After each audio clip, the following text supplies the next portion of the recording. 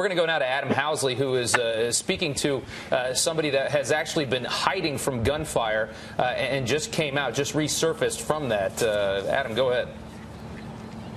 Yeah, Robert Hayes with LA Fire, and you were here with your wife at the concert. Yeah, my wife and a couple friends for a birthday event. Yeah, and you were up by the front. The reason why I'm glad I'm talking to you is I know being a firefighter, you can understand being at what a breaking situation is like this and a tragic situation. You're up at the front of the stage. Tell me what you were just telling me. Absolutely. We were actually in front of the stage, and my wife and I said, hey, let's go grab something to drink. We've been here since 4 or 4:30 in the afternoon. We honestly went to the little VIP lounge up front, grabbed a drink, mingled with some other friends, and then all of a sudden we heard some pops when Jason Aldean came on to perform. And honestly, at the start, we all thought that it was probably like an electronic thing, a malfunction or stuff. Feedback or whatnot, and everybody was kind of, I'm like, hey, it's okay, everybody's all right. And then all of a sudden, people started dropping by the stage area and up front by us. You're a firefighter. I've talked to a lot of folks who came out who were heroes. Blood all over their bodies, missing clothes because they used them to help try to stop the bleeding. You're telling me some stuff that you saw. I mean, I can't even fathom. No, it was pretty much like a war scene inside. I've seen a lot of stuff in my day with the fire department. It was hard to see even the bodies that are outside down the street here that were carried probably a half a mile from the incident. Honestly, I'd probably pronounce 15 to 20 people inside. It's a very sad day on an event like this, that something that never should have happened. So you said you think you believe 15 to 20 people that you saw that were dead inside? I know I pronounced 15 to 20 people inside, unfortunately. I do. I got my wife and my 4 other friends out. They're harboring in one of the hotels right now. And you went back in with SWAT, right? I went back in actually with SWAT. They gave me a vest, identified myself. Actually, I never went back in. I never left. I just left right now, actually, when they got Jason Aldean out. So we stayed down and did a recon of the whole situation, made sure everybody that was DOA at the time, I rechecked everybody. I was with another medic from the fire department, and I went back inside, and I mean, it's just something that we do. I wasn't trying to be a hero. I wanted to make sure that I wasn't leaving anybody behind.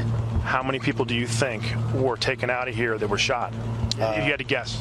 Well, I know that, unfortunately, in the parking lot, backside of Mandalay Bay right here, I had a couple gentlemen. I was doing a staging area with some of the bodies that I was dragging up the stairs, which was really sad. Unfortunately, right over here, there's a gentleman that was with his wife, and the other gentleman down here, they were using tables and some of the freezers and stuff to pull people out of here. I just went down to recheck with one of them, a gentleman I just met. I didn't put a face on it, but he's from Alaska here with his wife, and it's a sad day. I mean, when we walked up on this earlier, I said that was probably used as a gurney. When I just met you, you walked over and you said, you know what that is? And I said, that's a freezer that's probably used as a gurney. So you're telling me that really was, they used as a gurney, and the tables that were inside were as gurneys as well. They were using everything we can. We're using the rails between the partitions in between. We were carrying bodies out with that as well. So I was just trying to get bodies inside to pull them outside so we can do some kind of triage. So before we got the fire department in here. High-powered rifle, we believe. I could hear. We listened to the video that I've listened to. From some of the incidents I've gone on in the past, it was a high-powered rifle. It was probably honestly an automatic, and then like I was talking to some of the PD that went in with me, then he probably put it into the semi-automatic mode. That's when you start hearing the pop, pop, pop. And you said that some of the people you pronounced dead were very clearly hit in the head, unfortunately, but that means this individual knew what he or she was doing. Well, I think with 30,000 people, honestly, in the arena area, that it was kind of like shooting goldfish, unfortunately. He didn't have to be good or whatnot, or he or she.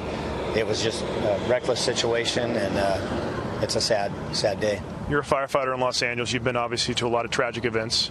I mean, how do you explain to somebody who's watching this right now going, holy smokes, what is happening in Vegas?